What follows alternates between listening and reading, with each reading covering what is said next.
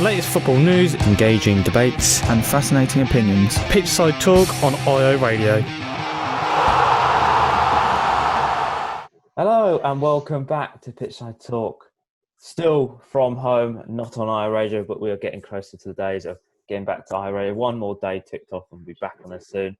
I'm George, your host. I'm joined this week by Dan, as always, and Piers. How are you guys doing? You know, it's been a good week of football. Well, for some people, it's been a good week of football. I won't talk about Ipswich Town, but some other exciting time.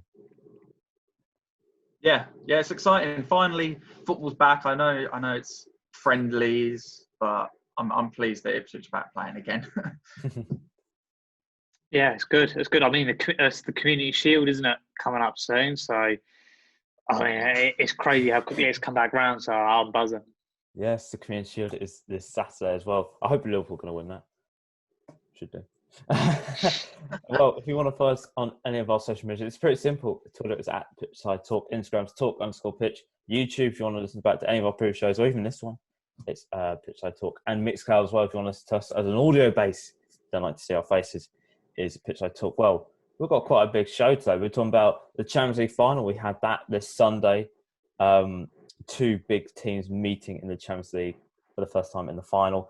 Ipswich Town, because they're getting closer to the start of their season, and they had two pre-season friendlies against two Premier League sides. And England, they named their squad yesterday with some new players in the side and, well, a little bit of controversy over one of them being picked. But starting off with the Champions League, Bayern Munich achieved the top prize in European football for the sixth time after overcoming PSG in a tight and cagey game.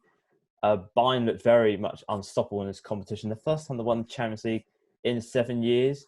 They're the first team ever to go 11 matches unbeaten in a Champions League season.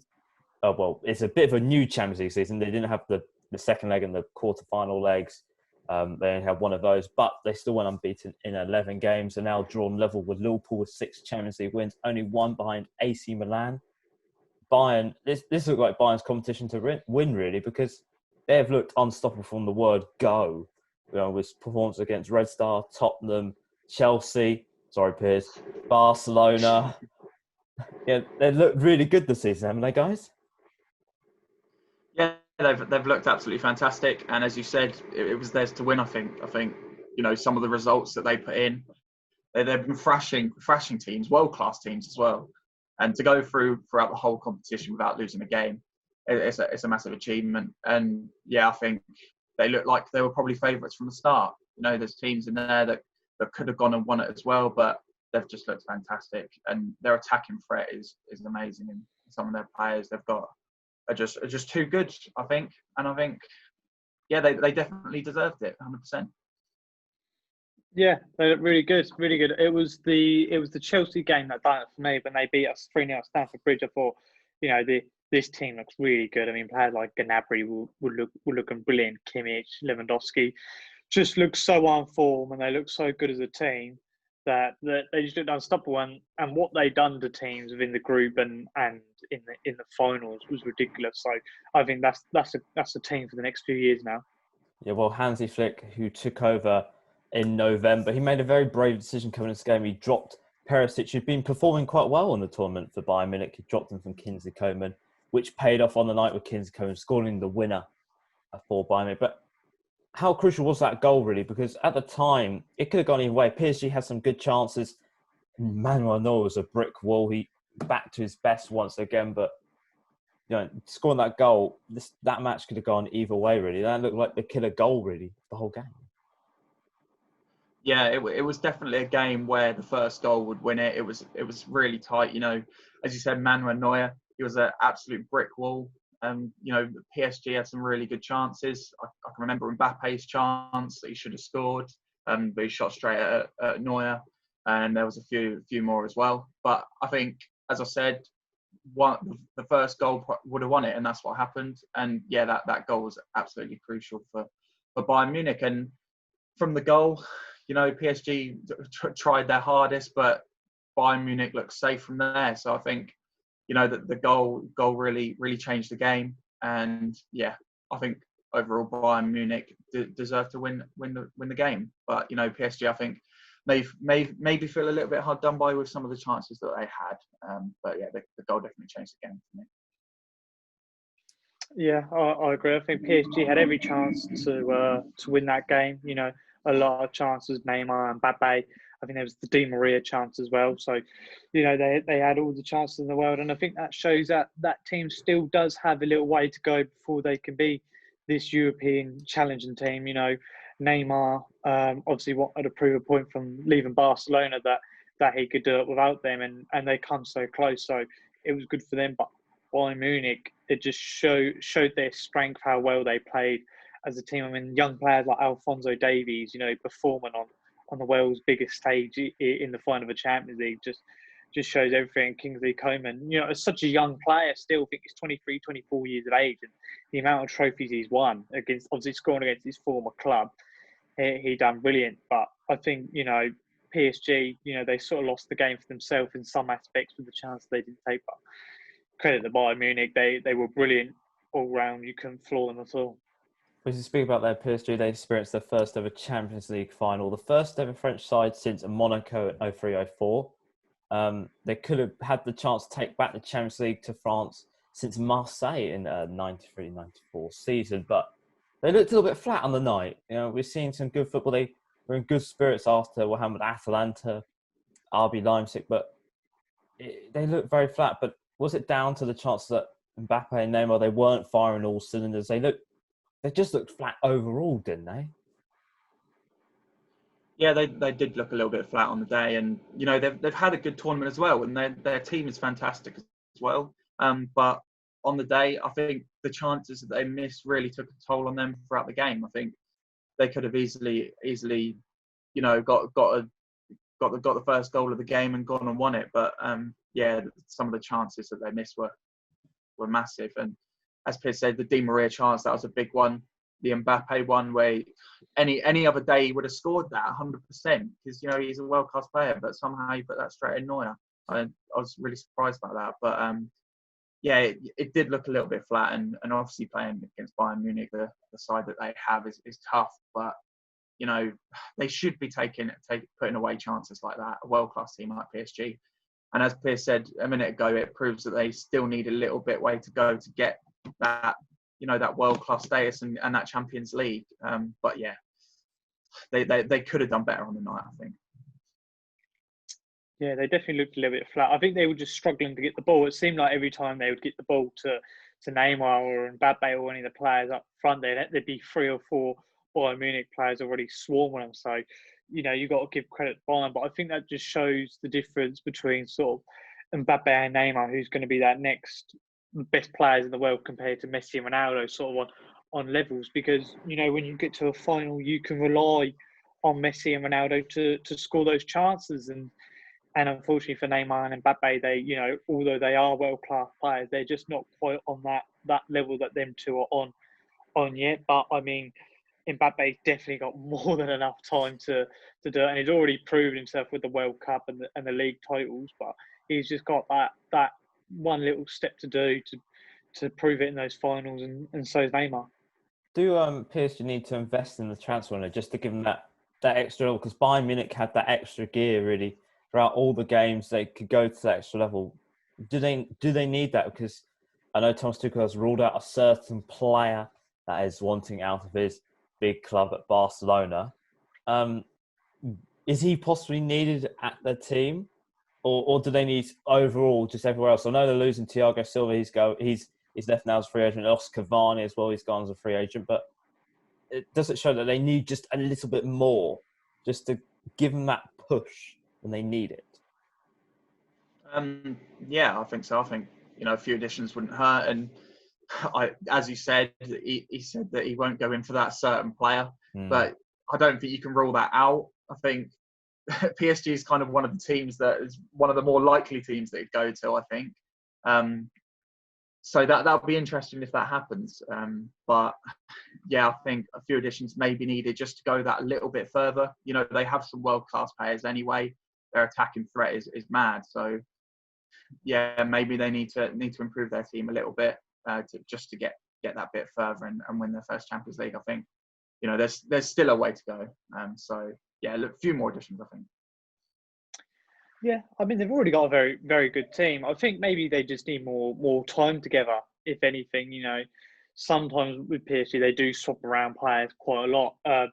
Maybe one or two more leaders in that team. Obviously, losing Thiago Silva will be big for them. I think in the dressing room. Obviously, they got Verratti, who's a world class player. It'd be good for them. I'd imagine Neymar. It must be some sort of a leader in there. But I just think they need maybe a bit of experience somewhere for them to have. I know all these players have won sort of Champions Leagues and titles, but it'd be nice to have more of an experienced player. So if they did get that player, that would be brilliant for them. But if not, I think PSG, they're still going to win the league.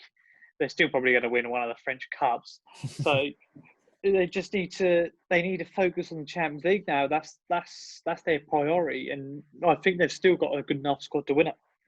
I like how you didn't mention that certain player, Piers. Maybe if you did, it might have brought a tear to your eye. Well, back to Bayern Munich and Hansi Flick.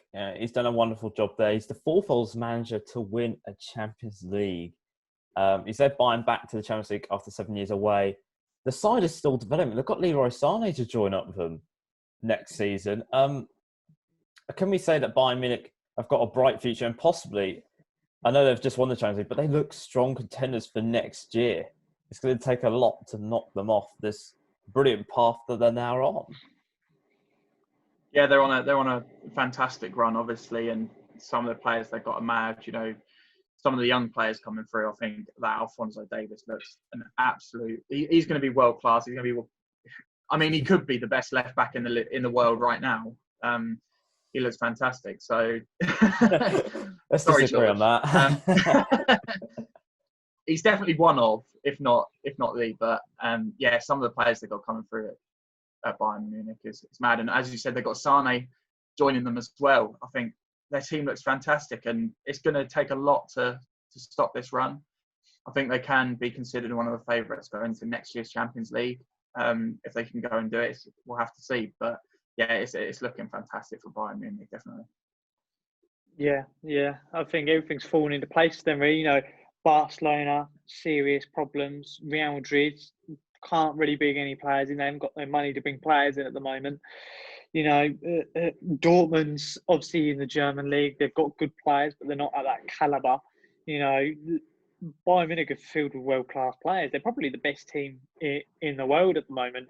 The only teams that could possibly beat them are teams like Liverpool and Manchester City, and obviously, but they both need to obviously shore up a little bit because obviously both of them didn't do brilliant in the Champions League themselves. So it'd be interesting to see how, I would say, Manchester City, but especially Liverpool next season, seems that they beat them when they went on to win the Champions League. So it'll be interesting to see how they do. But overall, I think Bayern Munich could be dominant in Europe like Real Madrid were a few years ago. I'd say it's a shame we haven't got a Ballon d'Or this year, really, because Robert Lewandowski will probably be player of the season, which I think he is the player of the season. What he's done. Imagine how many Bayern Munich players would be in that side. There'd probably be like one, and then the rest would be from Barcelona and Real Madrid, because that's how UEFA work these days. And FIFA and all that. But for one Champions League winner to another, Paul Lambert, he's back with Ipswich Town. Hey, Dan likes that. Hey. That was a good link. That was. Well I done. was actually gonna. I have a little script inside it, just a little behind the scenes, and I was actually gonna write in, but I thought if I do, you're gonna know the surprise. So, but yeah, one Champions League to another. Paul Lambert's side, Ipswich Town, started. They have 2 pre-season friendlies in the space of a few days against Premier League opposition, and starting off with Tottenham, they went down to the new Tottenham Stadium. It was all nice and fancy. All Ipswich Town. You can tell when Ipswich Town go to a good stadium when the players are all Instagram it and that. I'm just like, here we go. They're on a little field trip today. But it ended in a 3-0 defeat to Spurs, with Paul Lambert still praising his side's performance as Ipswich Town plays some really good football. Also, Jose Mourinho praised Ipswich Town, which is quite nice to hear, for keeping the intensity in the game as they fielded 2 different sides in both halves. But Dan, I guess you watched this game for £10 because that's a ridiculous price to pay for a pre-season friend, but Ipswich Town fans do pay for that. To watch some football royalty at the Tottenham Stadium. But what were your thoughts on this Town performance? Do the comments from both managers relate to what you saw on the day? Yeah, I think they do. I think, I think Tottenham coming out of the blocks, they looked really, really strong, and they scored 3 goals quite quickly. And when their third goal went from Son on like 23 or whatever it was, I was like, oh god, here we go, we're gonna get absolutely hammered here. But it was. We showed some good stuff. I think it's obviously hard to play against a Tottenham side, and they did play a lot of their first team players. I think Dele Alli played, Son played. And some of the other first team players I can't remember right now, but we showed some good stuff in that game, and I think there was some really, really good signs. And playing against Tottenham, I think losing 3-0 to them isn't embarrassing at all. And it gave me some hope watching that, because at times we were passing around them. I think one of the times there was 2 or 3 passes between our midfield. He got it out to Piers, who shot over, but that really impressed me against a strong Tottenham side. So I think the manager's comments did reflect on the game. Obviously, Tottenham was strong and they were better than us, but I think we showed some good stuff in that game. Piers, should Ipswich Town held their head high here? Because they played against a very strong Tottenham side. As you said, I think Son played, Sessegnon played. I can't think. Harry Kane wasn't there. He was quarantined. That was an article. That was brilliant. I think Lloris and Joe Hart played as well. But if they lost 3-0, that's not an embarrassing result really to lose 3-0 against a very strong Tottenham side at all, and played some good football as well. Might not have that attacking edge on the day, but promising signs, isn't it? Slowly. No, yeah, of course. No, it reminded me of a few years ago when Ipswich played Manchester United in the League Cup. That performance, they lost 3-0, but it was nothing embarrassing. To be honest with Ipswich, they probably shouldn't have lost 3-0 against Tottenham. It was only to their own doing that 2 of those goals really went in, I would say. I thought they looked right. I didn't watch the whole game, obviously. I just saw the highlights. But from what I saw, Ipswich looked good. They are a League One side at the end of the day. You have to remember, against a Tottenham team that are obviously going to be pushing for Champions League football. I know, obviously, it's only a pre-season friendly, but like you both said, they're playing first team players, and I think Ipswich can be happy with that result. If Ipswich were in the Premier League and they'd lost 3-0 to Tottenham, you would expect that anyway. So for them to be in League One and losing, I'd say it's no embarrassment. I'd say it was probably good for players, to learn where they can go in the future. And I thought overall it was an alright performance by them. Well, you said there, Piers, there was some defensive problems, especially David Cornell. He didn't have a great first 45 minutes on his Ipswich Town debut. He only played 45 minutes, but I think his mistake led to the second goal. The Son, if I remember correctly, yes, I am correct. He won't be very happy with that mistake made, but were the fans right? I saw on Twitter, were the fans right to question him straight away? He's only played 45 minutes of football for Ipswich Town. He's only been training for a week with them. So there's going to be some teething problems. It's a bet to get it out now in the pre-season friendlies, but were they right to sort of go after and say, oh, we don't like him already? Like, a chance. Yeah, exactly. No, they were not right at all to do that. I think the thing is, we experienced Norris last season. He made so many mistakes, and as soon as Cornell made that mistake, he passed straight to Son or whoever it was, and then he tapped it in. And the third goal, he got chipped as well, which happens a lot to Norris last season. So I think we were kind of comparing him to Norris. Obviously, he played 45 minutes. He made one mistake in 45 minutes in pre-season. As you said, there will be teething problems. He's only just joined. It's his first start. So I think it's wrong to really judge him like that and say that you don't like him already. We haven't seen what he can do fully so far. And obviously, he's second choice goalkeeper. Holy's going to be number one. But from Northampton fans, what they've been saying, he sounds like he's a good keeper. And players always make mistakes, and I think going into your first game for a new club, you're going to be nervous. You're going to be prone to mistakes, and that's what happened, obviously. So I don't think he should be. I don't think he should have that on his mind. He should keep his head up and not listen to our fans on Twitter. Which, you just don't listen to Ipswich fans on Twitter. Just don't do that. No, you don't. You don't talk. No. Piers, from a neutral point of view, were the fans right to go after him after those mistakes? No, I don't think so. I mean, I remember Ipswich fans always being really over nice to players back in the day. I swear, and it's something that's changed over the last few years.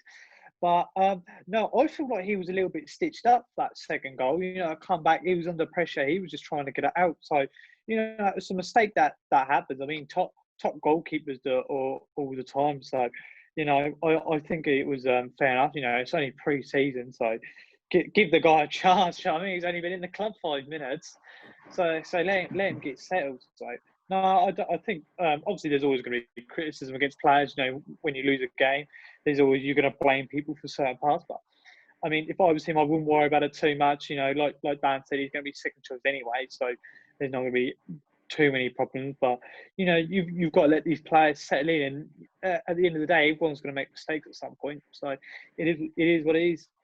Yes, it is what it is. But Ipswich Town moved on to another game against another London opposition in West Ham. They played at Portman Road for another price of £10. I don't know.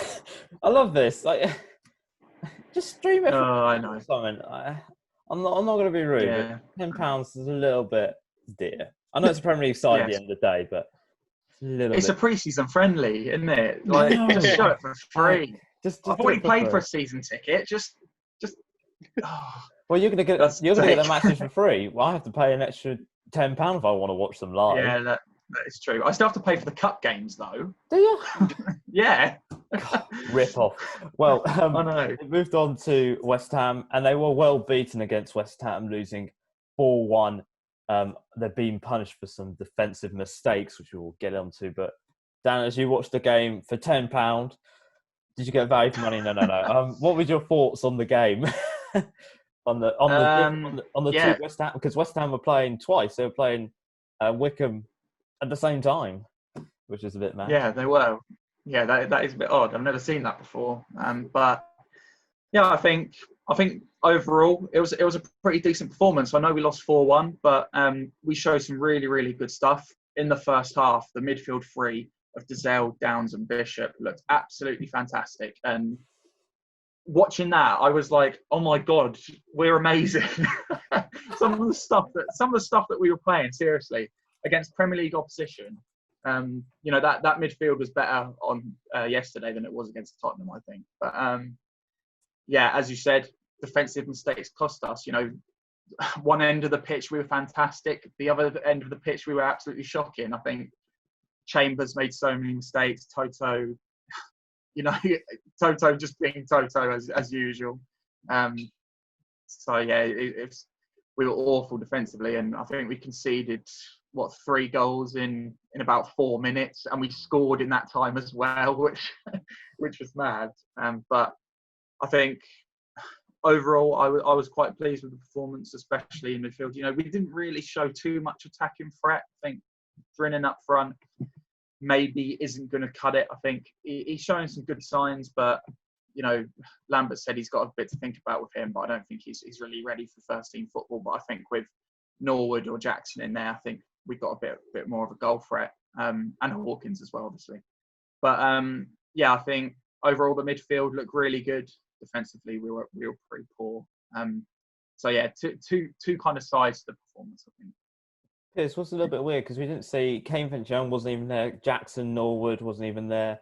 I don't think Skews wasn't there, was he? Skews was there? No, Skews wasn't there.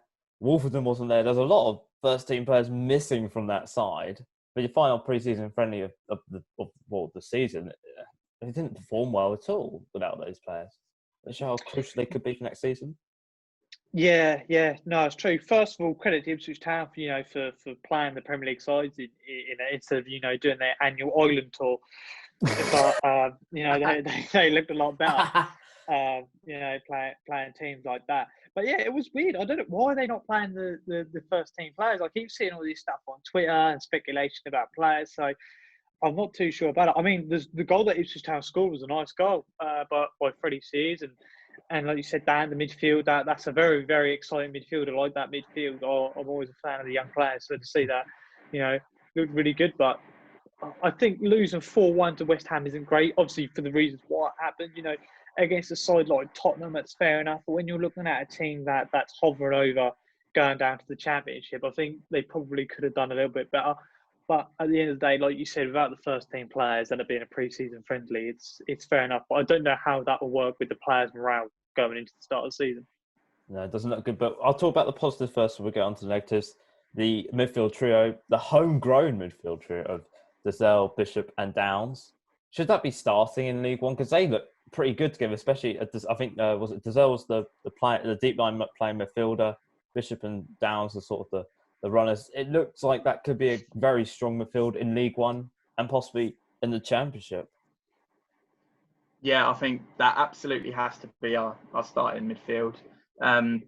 You know, they looked absolutely brilliant. I think Bishop and Down. I think Bishop provides that pace. He really wants to get forward. There was a few times where he was twisting and turning inside the West Ham area, getting away from players. I think that's his strength. You know, Downs. He's just too good for League One, in my opinion. I think some of the stuff he showed. I think he's one of these players that he'll make a mistake, but then straight away he'll get the ball back straight away. He'll try his hardest, and I really like his attitude as well. And then Dazelle, playmaker. You know, sometimes I think maybe he doesn't show enough, but you know, I think if he gets games under his belt and has a full season in the squad, I think he could be really good. So I'm really excited about that midfield. But I know we'll go into the first game of the season against Wigan in the league, and it'll be Nolan and Scoot starting. So I'm not going to get my hopes up straight just yet. So yeah, I really want that midfield three to start, but I know what Lambert's like. So I'm quite surprised that Downs hasn't got to prove himself, because one of his youngsters has got to prove himself. He signed a 4-year contract. He played very well last season, but you know, I'm quite surprised Downs hasn't got to prove himself. Gosh, like on top of there's some. A very questionable GIF, which we cannot repeat. But moving on to probably the biggest highlight of the game was the mistakes. Lambert was once again happy with his side performance. They think they found an identity. It looks like it's going to be a 4-3-3 heading into the start of the season. Probably a 4-4-2 by the start of the season. We do not know. They played some intensity, but once again, there were some defensive mistakes from Luke Chambers. Toto didn't look very settled at the back either. Lambert sort of responded with Chambers knows that he will stop it. It won't happen again. But do you feel Ipswich are in the same boat as last season? You know, they look good attackingly, but defensively they look awful. And just again, it looks like a repeat of last season, really. Yeah, and I think we haven't really changed our defence, have we? We signed a left back in Ward. I haven't really seen much of it. I mean, he played against West Ham, obviously, but he didn't really have the ball at all. He looked like he maybe liked to get forward a little bit, but yeah, I think defensively is our weakest area, and we looked really, really poor. I don't know what it was. I think there was a few times where West Ham just played a long ball upfield. It just went over Chambers or Nsiala, and Haller was in. He wasn't. I know he scored a hat trick, but he missed so many chances. And yeah, I am quite worried about this defence. Obviously, this thing with Wolfenden, I have no idea what's going on. I think Lambert came out today and said he needs to prove that he can put in the performances. He is our best centre-back by far. I don't know what Lambert is talking about. We need to start him no matter what. He's just signed a 4-year contract. We've got him from a long time. He's our best centre-back. I don't know.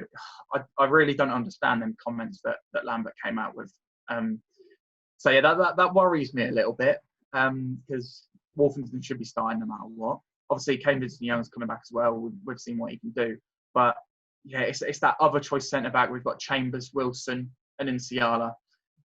And all three of them are really prone to mistakes. So yeah, it is quite worrying defensively. I think midfield we're okay.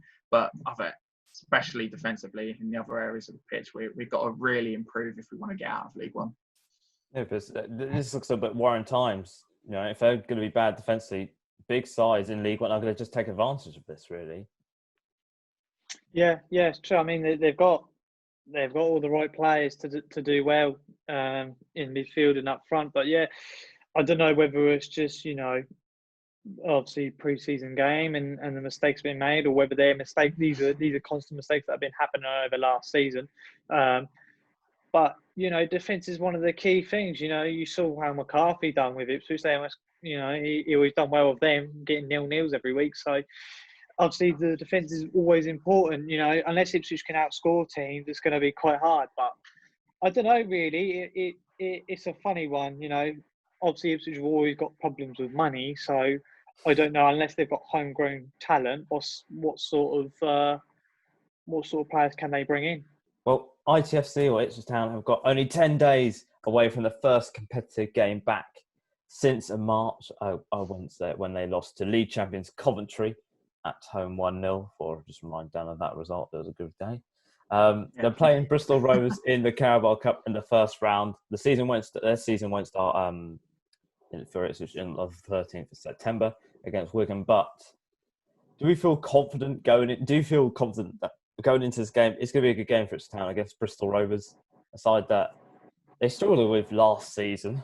I think the game that they were supposed to play when lockdown started was Bristol Rovers away. But are they going to have a good time against Bristol Rovers? Will the mistakes possibly be ironed out by then? Yeah, I hope so. I think I'm really not sure about this season and about this game coming up. I think throughout this pre-season, as every single pre-season, every single year, I get my hopes up for the season. I've seen us beat Colchester once again and think, oh, maybe this season's going to be good. And then I kind of think, no, it's just Colchester. But yeah, going into this game against Bristol Rovers, it's a cup game. I don't know if that's going to be the priority. I know it's the first competitive game. It'll be interesting to see what team Lambert kind of goes with. I don't think it'll be our actual full strength team because I know what Lambert's like, even though it is like our first competitive game since March. So I don't know. I don't think I'm really confident, to be honest, going into this game against Bristol Rovers. I know what we're like in cup competitions, and what I've seen from our defence, it just worries me quite a lot. And yeah, my confidence at the moment going into this game against Bristol Rovers is quite low. So yeah, I am quite worried actually. Should Ipswich Town fans be worried about going into this game, Piers, against Bristol Rovers, a side that has been at Ipswich Town before at Portman Road?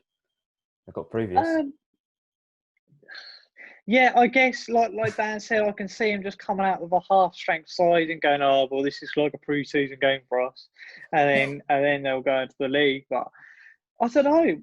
You've always got to be confident. Ipswich seem to always do all right on the first day of the season, so if you believe that sort of stuff. So it all depends on the team. They've got a team that can beat them. Definitely, and after a long time off, I'm sure these Ipswich players will want to win. But I just think they might struggle just because of the comments Lambert's making at the moment. I don't know how that's going to work with players and morale, but I mean they've still got 10 days to get ready. So who knows? Yes, who knows what will happen? Well, moving on to something we haven't seen at all of 2020 is England. The first England squad was announced. Gareth Southgate made his first England announcement for the first time in 2020. The last time England played was November 2019, beating Kosovo 4-0. The squad announcement has been made ahead of the games against Iceland and Denmark in the Nations League on the 5th of September and the 8th of September. So this is the squad that he's picked. So in goalkeepers position, we've got Dean Henderson, Jordan Pickford and Nick Pope. Defences, Trent Alexander-Arnold, Eric Dyer, Joe Gomez and Michael Keane. Tyrone Mings, Kieran Trippier and Carl Walker, who returns to the side. Midfielders, Phil Foden, Mason Mount, Declan Rice, Kelvin Phillips, James Ward-Prowse and Harry Winks. And forwards is Tammy Abraham, Mason Greenwood, Danny Ings, Harry Kane, Marcus Rashford, James Sancho and Raheem Sterling. This side was a 24-man side. It's now a 23-man side after the announcement that Gareth Southgate has decided to withdraw Harry Maguire from the England squad after being given a suspended jail sentence of what happened in oh God, I've lost the country now. What happened in Greece last week? Completely forgot. It's been a long week for me. But did Gareth Southgate make the right decision in picking him in the first place? Because when he did pick him, the trial was still going on. Because Southgate said there's no reason to doubt what he's telling me. Harry regrets the fact that he's brought this sort of focus and attention to the team. He apologised for that, but also there is his side of the story. But 5 hours later, he dropped him. He said that having spoken to Manchester United and the player, I've made a decision in the best interest of all parties, considering the impact and our preparation for the next week. But has he made the right decision to now withdraw Maguire after what's happened? We saw it was Raheem Sterling, Joe Gomez. Raheem got dropped, the controversy, but did he make the right decision in the first place, just even to pick him after what's going on? Yeah, it's an interesting one. I think overall, I think he probably did make the right decision to drop him in the end. As you said, the trial was still going on when he picked him at first, so maybe Gareth Southgate didn't know exactly what had happened, and if he was actually guilty of what he was being accused with. So I think Gareth Southgate. Yeah, I think when he picked him at first, I was like, that's a bit controversial, I guess. But then when Harry Maguire was found guilty, obviously he dropped him, and I think that's the right decision. I think, as you said, it happened with Sterling. I know he's like probably one of our starters, but I think when a player does something like that, I think you need to drop him from the squad, especially the England squad. You don't want someone like that represent your country after they've done something like that. Obviously, he will be back in the England squad eventually, and it will be forgotten. It's been overshadowed, really, the England squad by this, which is unfortunate. But yeah, I think overall, he's probably made the right decision. Yeah, he shouldn't have picked Harry Maguire anyway. Not because of the incident in Greece, just because of how much of a bad defender he is. But regardless of that. God, you really don't like United, do you, Piers? I don't like it for United, but he's done well for England.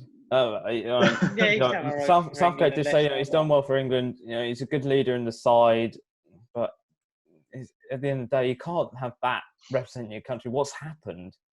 It's like just like saying, that's fine. Yeah. I mean, I understand why they've done it. I'd imagine he got a lot of pressure from the FA and from media to get him. The Harry Maguire incident. We don't know the full details, but a lot of media likes to hype things up with English players and play it out. If I always think if the manager's got full trust in him, then if he picks him, then he's picked him. But obviously, I can totally understand why he's withdrawn him. I'd imagine Maguire's probably not in the right headspace to play anyway after the recent incident. So it was probably a mutual thing, and I'd imagine the FA wanted him to do it. But overall, yeah, he probably shouldn't have even picked him in the first place. There is a little bit more news now on the Harry Maguire situation. He's now going back to Manchester United to discuss future of the captaincy, because he is the Manchester United captain, and where they will move further forward with that in the future. But moving back to the England squad, it's been overshadowed by what's happened with the Harry Maguire situation. But we have seen some first call-ups for the England side in Phil Foden, Mason Greenwood, and Kelvin Phillips all getting a call-up to the England side. This is great to see some more young players getting a chance with the England side. It's a great call. Some great performances from their clubs, especially Kelvin Phillips, what he's done with Leeds this season. Phil Foden's showed some really good flashes with Man City. Possibly might get some more stuff, getting minutes. Please, Pep Guardiola. And Mason Greenwood, who has been a big impact for Manchester United this season. But this is great to see some young players, fresh blood, not the old guard staying in there because they've done well with clubs and they've done well with England. It's now you're doing well with your club, get a chance at England. Yeah, I think it's really good to see that. I was really happy when I saw some of their younger players coming through.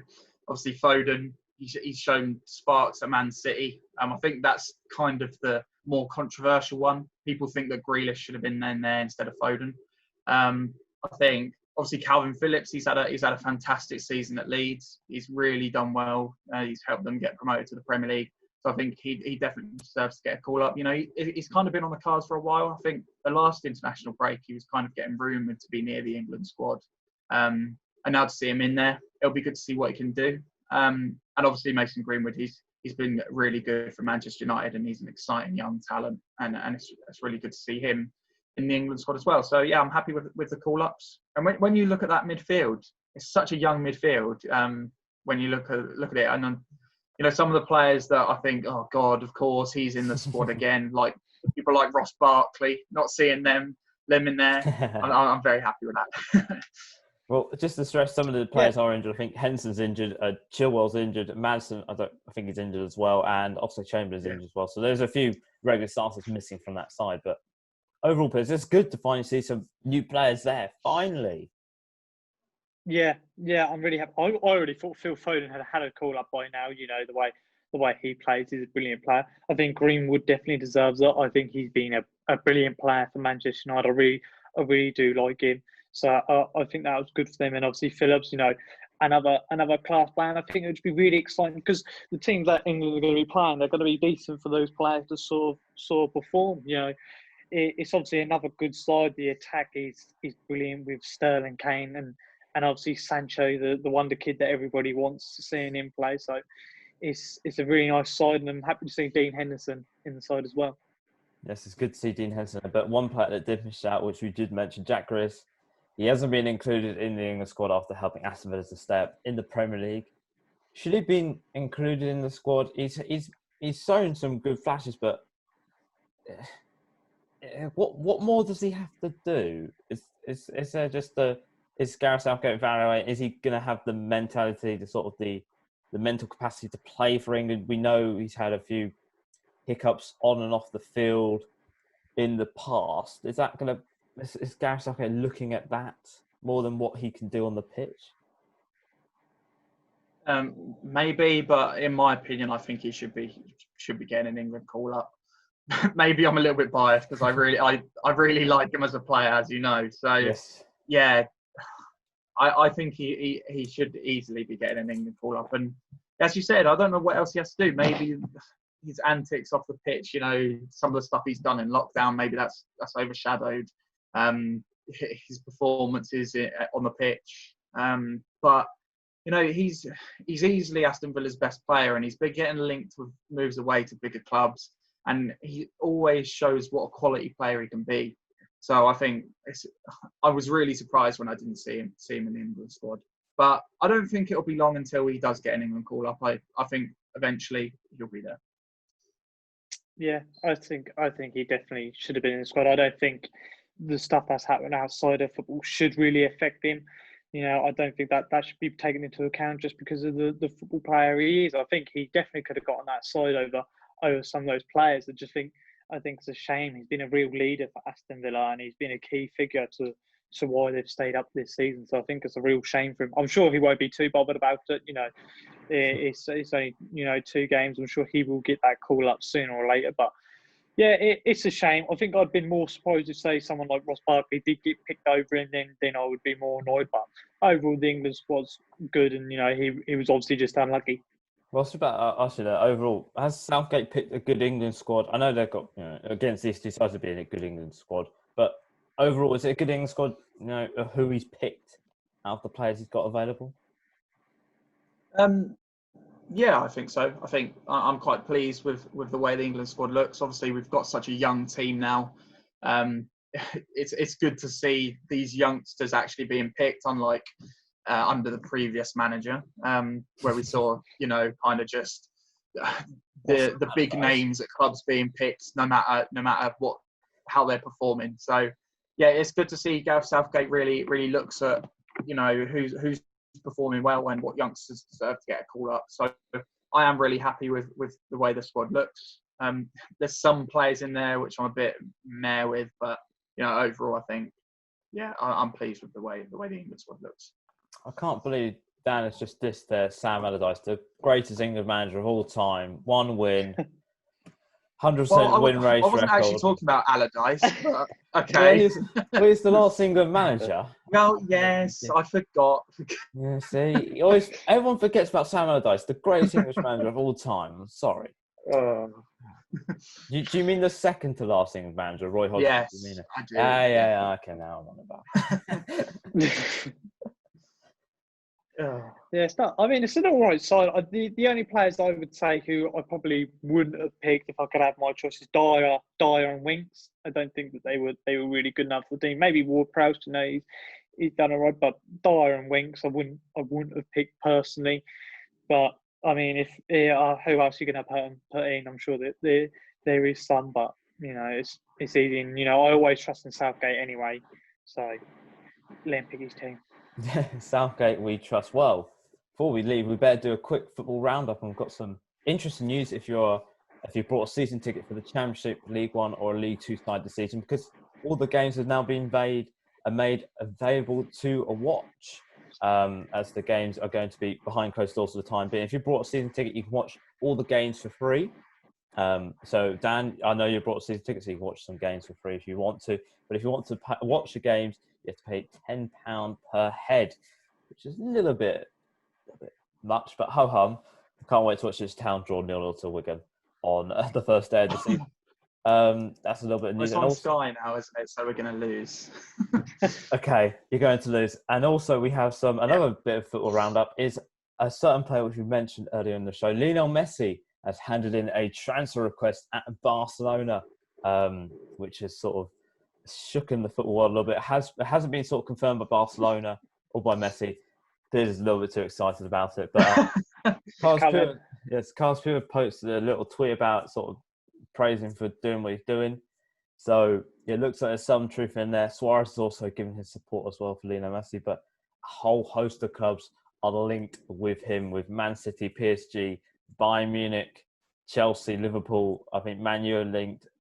Oh my God. I think every club in the world really. Ipswich Town and England. Yeah, we are. Vancouver. Because Paul Lambert won the Champions League. Yeah. I saw him in a Wigan shirt earlier. Yeah. Oh, yeah. okay. Oh, damn. Vancouver Whitecliffs are linked with him. Send a message to him. Other sports teams are sending, but he has sent to wish to open up his contract and his clause, allow him to leave free because his buyout clause is €700 million. We know Ipswich Town have got that lying around somewhere. Yeah, we definitely have. And with the salary cap as well, it's definitely affordable. Yeah, I think it's affordable. I think you could just get rid of everybody else and you could just bring him in. He could do a one-man show. Don't need anyone. Yeah, exactly. He would still win. Yeah, he probably would. So that is happening, but we do not know where he will be going next in the football world, but we will keep you fully up to date here on Pitchside Talk. Well, guys, we're at the end of the show. We've made it to the end. We've had quite an exposure show, really. We've talked about Champions League winning managers in Paul Lambert and Hansi Flick, whoever he is, England squad and all that. But I want to say before we go, make sure to follow us on all our social media. So Pitchside Talk on Twitter, at @talk_pitch for Instagram, YouTube Pitchside Talk, and Mixcloud's Pitchside Talk. Well, I guess, guys, I'll see you guys next week. You're going to be here again for another week of football action where we're probably talking about, I don't actually know what we're talking about. Something. Ipswich Town will do something. Something will happen. Yeah, probably. There'll be some article about something Ipswich Town related. I'm not too sure. We'll make up as we go along, like we always do. Well, I have been George. I'll see you next week, and ciao. Yeah. The whistle has been blown for full time. Tune in next week for another jam-packed show.